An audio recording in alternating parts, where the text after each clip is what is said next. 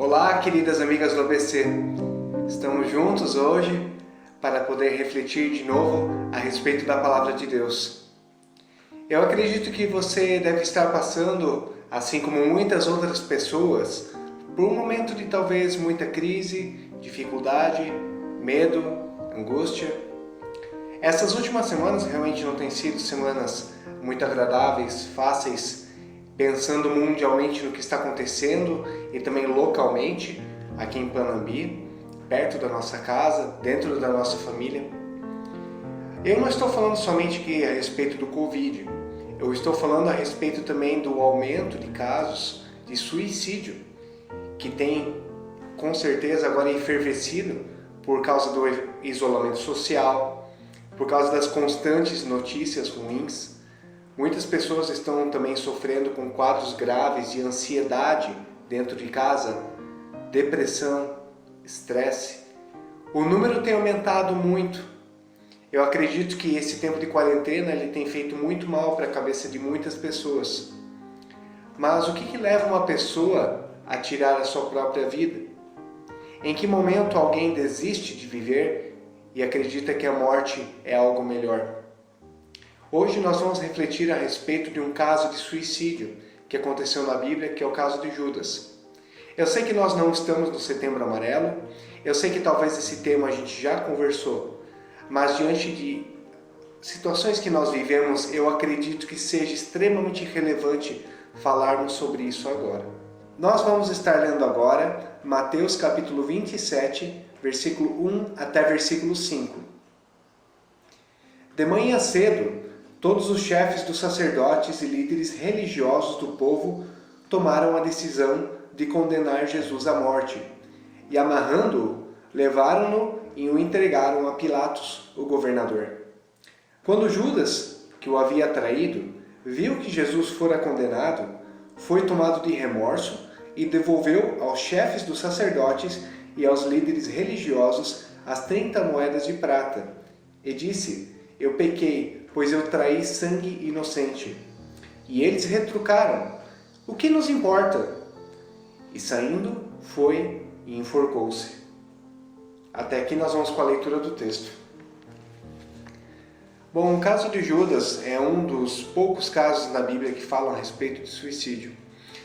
Ali, nessa calada da manhã, é o momento onde que Jesus está indo ser levado à autoridade do ramo civil. As autoridades judaicas eram autoridades religiosas e eles não poderiam condenar alguém à morte sem o aval de uma autoridade civil. Eu acredito que Judas, por ser o tesoureiro do grupo, tenha sido tentado a levar Jesus diante dessas autoridades, muito mais do que simplesmente por causa do valor financeiro. 30 moedas de prata era um valor suficiente para comprar um escravo, mas talvez seja um valor um pouco baixo para se trair alguém da maneira que aconteceu.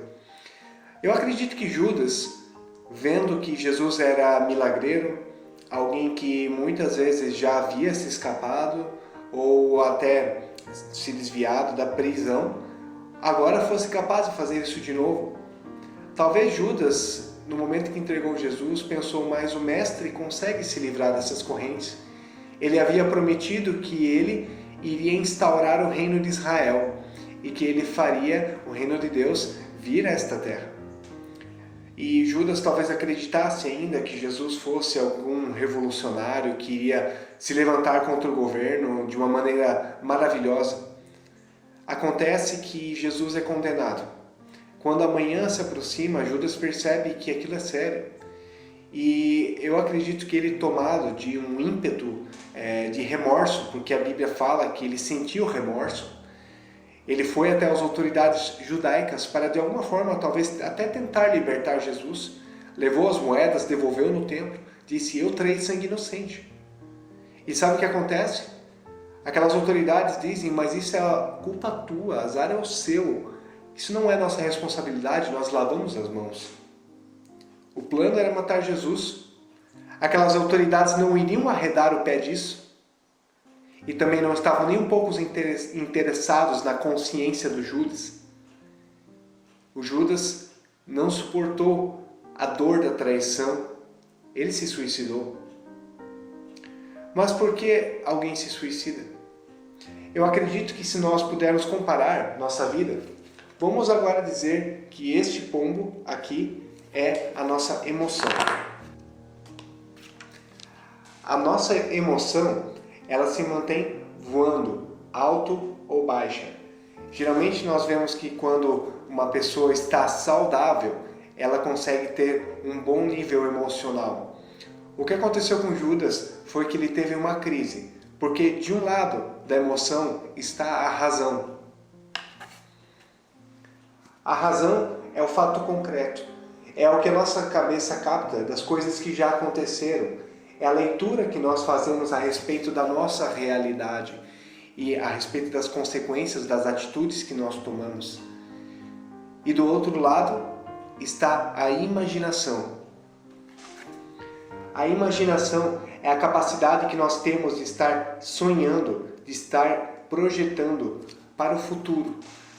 Quando a emoção ela está baixa, justamente acontece algum desequilíbrio nessas duas áreas. Ou a razão está muito aflorada, ou a imaginação. No caso de Judas, eu acredito que ele tenha feito um julgamento emocional a respeito daquela situação toda. Pensado, será que é justo que eu continue sendo chamado discípulo de Jesus? Eu acredito que ele perdeu toda a sua dignidade e sua dimensão de futuro ficou abalada pelos fatos concretos daquilo que estava acontecendo naquela hora. Ele não conseguiu lidar com a sua realidade, a sua emoção ficou abalada, ele voou baixo e nisso ele não pôde suportar a dor da traição. Pessoas suicidas são pessoas que acreditam ter motivos racionais para que a vida pare de acontecer. Por que uma pessoa se suicida? Porque faz parte da sua realidade a morte. Quando ela olha para frente com as asas da imaginação, ela não consegue ver um futuro, ela não consegue projetar uma realidade de uma vida melhor para ela. E quando ela está batendo a asa da razão, a razão está dizendo que o sentimento está doendo, que o coração está pesado, que a situação está complicada, que o mundo está ruim e não vale mais a pena continuar a viver neste mundo. Quando nós falamos de suicídio, nós não estamos simplesmente falando sobre suicídio, nós temos que falar além do suicídio. Também temos que encontrar a razão para que a pessoa continue a viver. Afinal, o que faz uma pessoa continuar a buscar vida? Quando nós vemos a realidade de Judas, toda a emoção dele é rodeada pela morte, desde a sua razão, desde os seus planos para o futuro, tudo é rodeado pela morte. Hoje nós temos pessoas que são pouco saudáveis, porque elas vivem ou num mundo muito racional ou num mundo muito imaginativo. Tem pessoas que não conseguem lidar com a realidade, então elas começam a se cercar de projeções, de sonhos, de otimismo, dizendo, mas vai ficar tudo bem, vai tudo melhorar. Ou então elas começam a se entorpecer, bebendo mais, buscando prazer, alimentação, seja lá o que for. A pessoa vai se cercando de uma espécie de uma cama confortável. Entretanto, quando nossa asa da imaginação bate mais alto, o que acontece é que ainda existe a asa da razão, da realidade, daquilo que está acontecendo. Quando nós vivemos nos protegendo, nos projetando em torno de músicas, em torno de filmes, em torno de séries, vivemos tanto no mundo da abstração, quando nós vamos para a realidade, é um desespero, é um caos, nós não conseguimos lidar com as informações. E a mesma forma acontece com a pessoa que não consegue mais projetar um futuro, imaginar para frente. Uma pessoa que só enxerga a sua realidade e a podridão do que está acontecendo hoje em dia e se desespera por causa disso. Acontece muito de pessoas ficarem em casa, assistirem noticiários, estarem acompanhando as coisas que estão acontecendo, recebendo fatos concretos diariamente do que está cercando. Isso leva e conduz ao desespero. Quando a morte ela faz parte da nossa realidade e também da nossa imaginação, aí tudo está perdido, a nossa emoção não suporta e a dor é intensa. Mas o que faz com que uma pessoa então ela continue a buscar vida? Bom, Judas foi um dos discípulos que traiu Jesus. Eu digo um dos, porque nós sabemos que os outros discípulos também o traíram, o deixaram para trás, o abandonaram. Talvez a traição ela tenha um peso diferente, mas eu acredito que para os outros discípulos foi tão vergonhoso estar se afastando do Mestre no momento que ele mais precisava dos discípulos. E nós vemos a história de Pedro, que é uma história que já comentamos há um tempo atrás, onde que Pedro é restaurado por Jesus. Qual é o diferencial de Pedro e de Judas? Um deles tem um encontro com o Mestre. É Jesus quem restaura a vida de Pedro. Pedro estava se sentindo culpado, sentia que não era mais digno de ser chamado discípulo de Jesus. Ao mesmo tempo, ele também tinha uma vida cercada pela morte, perdeu seu mestre, não conseguia se enxergar mais como alguém digno, voltou a ser pescador. Mas Jesus o encontra e o restaura. E ele diz: você é meu discípulo, meu pescador, e é você quem vai conduzir pessoas a mim, através do Evangelho, através da palavra. Nas situações da Bíblia onde pessoas foram confrontadas com a morte, onde elas tiveram a decisão e a vontade de morrer, foi Deus quem as restaurou e as botou de volta no lugar.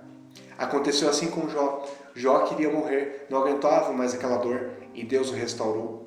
Aconteceu isso com Jonas. Jonas também estava a ponto de morrer, Deus o restaurou.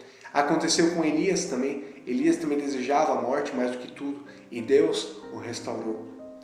Sabe o que faz com que uma pessoa continue a viver?